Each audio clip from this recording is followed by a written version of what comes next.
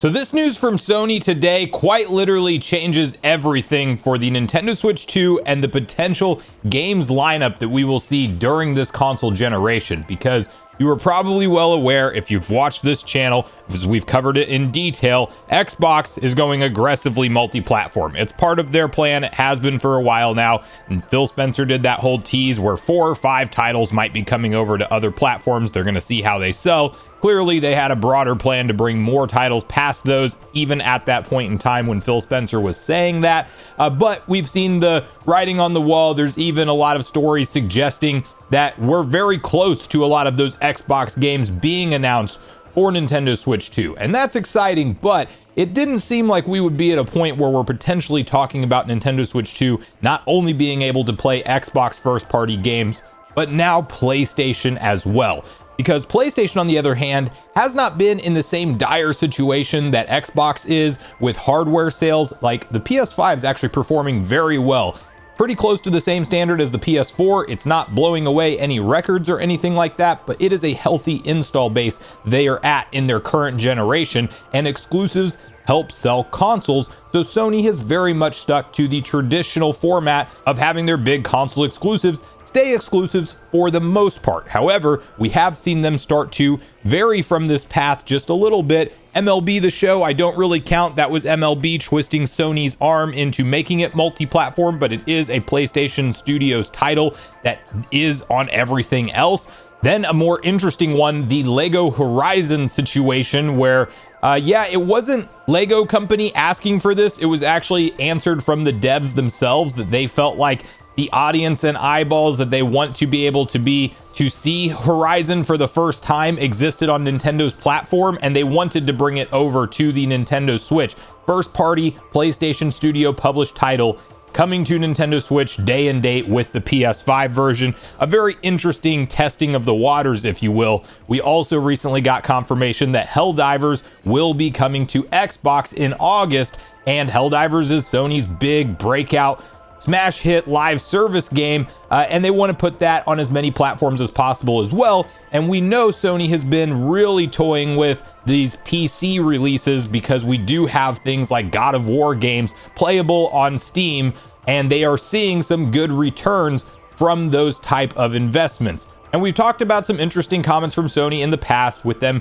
potentially exploring more of a multi-platform world, even from the current president's own words. But a lot of people thought that that just meant PC, and that, you know, these time delay exclusives or just these handful of live service games as maybe coming to things like PC later would be as far as Sony would venture out into this multi-platform landscape. Well, now we have official confirmation through a job posting directly from Sony that that is not the case, and they are hiring somebody at a very high level of the company to actually oversee partnerships with all of the different platform holders, Nintendo and Xbox specifically being named, and they are going to oversee their exclusive games coming to those platforms. So we have to break down what this means, what kind of franchises we might be able to expect from a Sony first party perspective to potentially hit Nintendo Switch 2 in this current console generation, and what it means for our game libraries as a whole a few years into this generation. So we're going to break down all of these details. Before we do, make sure you like, subscribe, and turn on your bell notification to join Sunbro Nation if you're new here. And I want to first kick this off right over at Insider Gaming, where you can see the following article, which outlines Sony wants to bring PlayStation games beyond PlayStation hardware, including to Xbox.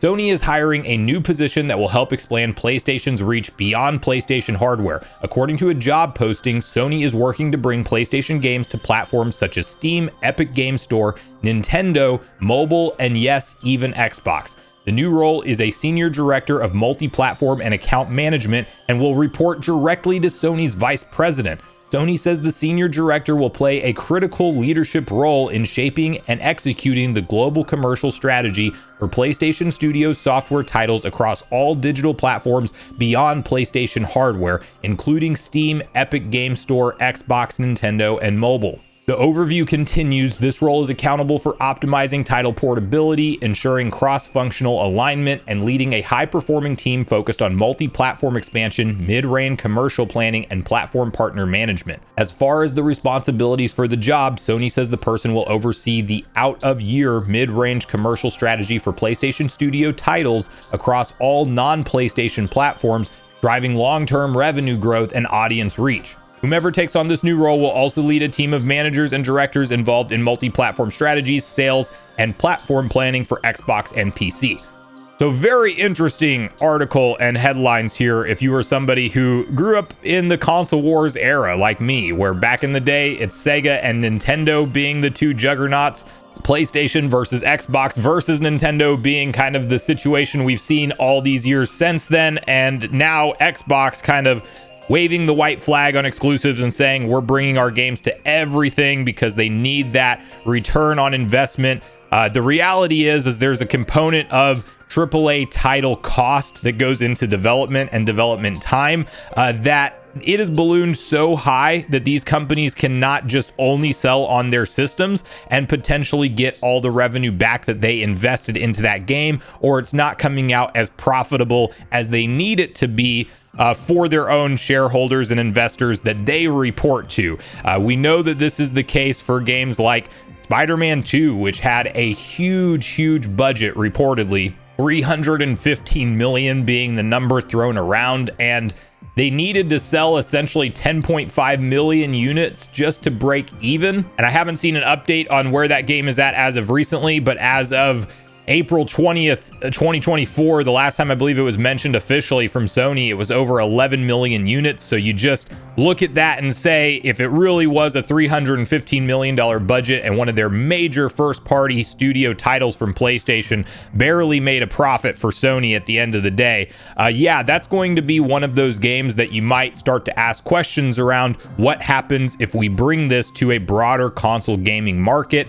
And that not only includes Nintendo Switch 2 and Xbox, but even mobile. And there is some mindset online which does hold some validity of, is this actually a reaction to console gaming going down overall in terms of it not maybe expanding and reaching the one-time heights that they once reached in the past? I think there's something to that. It's not falling off of a cliff, but as mentioned, the PS5 in a very successful generation is essentially repeating what the PS4 did, but it's not breaking new ground. And Nintendo Switch going to new heights in its install base, we have to, wait to see what's happening with the Switch 2, which so far is off to an excellent trajectory. But I do think that there's something to be said for people that do play on the go more, and the upcoming generation playing a lot of games on mobile and not traditional consoles. So while it's not a shift to consoles going away, if there is some kind of prediction and feeling that the console market is not expanding big, and they know that these budgets are ballooning bigger, and these hyper realistic graphics and game development time that goes into ballooning these budgets, they don't think that's going away. So what's the next strategic move to get back some of the money on their first party studio titles?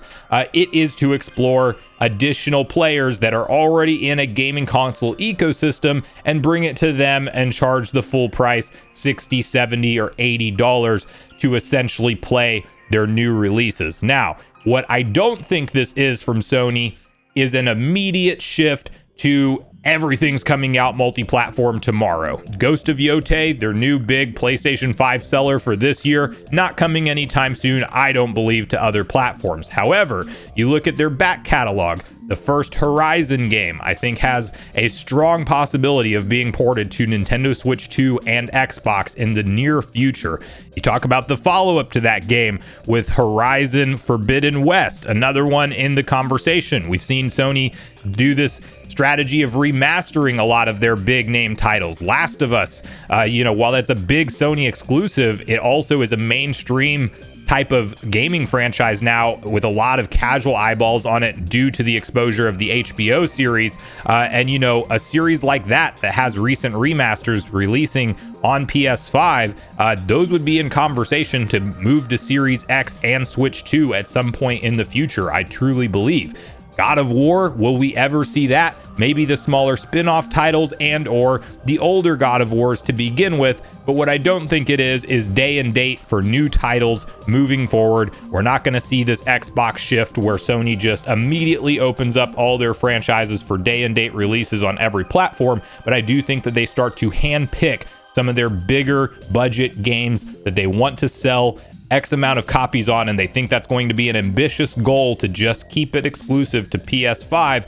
They're going to start to look at those as they come out, and whether it be a 6-month delay or a year delay or even some bigger live service games getting day and date releases, this is going to be a world we live in where it kind of changes everything for Nintendo Switch 2 owners, because I feel like it's clearly the one console that Nintendo's not going to bend the knee and go this route anytime in the foreseeable future. So they will probably die on the hill of keeping Mario and Zelda and Animal Crossing exclusive to their own platforms. We're not going to get ports of Smash Bros to PlayStation or Xbox anytime within, I don't believe, our lifetime, but who knows what the far distant future holds. But I do think that Nintendo's that traditional exclusive operating company, and what's interesting about owning a Switch 2, if they can keep up with decent enough power and performance over the years, like the Switch 2 is living up to the current generation ports that are coming over, and they look and play fantastic, and you get a hybrid console experience available to you. I think it's a really cool picture that's being painted for Nintendo's ecosystem, because now you have exclusives from Nintendo, your Mario's, Zelda's, Smash Bros, Animal Crossings, Metroids of the world, plus you're going to have a ton of third-party multi-platform support, the games we already knew were going to be headed to the platform, and now Xbox, we know, is bringing their first-party stuff over day and date, a lot of them to Switch 2, and PlayStation will start to handpick titles exclusively locked to their platform right now and potentially bring those over to the Switch 2 ecosystem as well. So you have now a console that can play all three big companies' once exclusive games on a hybrid form factor console. We're even seeing some recent stuff in the latest PS5 update that suggests a lower power mode is being enabled for PlayStation 5 games. This could tie into PlayStation's own strategy with their handheld that's rumored to come out later on, 2027, 2028, sometime in that time frame. That's going to take time to get to, though, and they might want to start kind of testing the waters with something that is a hybrid console right now, with porting some of their big classics that they want to sell more of. So they could go far into their back catalog and bring over some classics from the PS3, PS4 era, and or I do think we're going to see some PS5 releases. I think something like a year delay will probably be the average time that we see for some of these big name Sony exclusives. But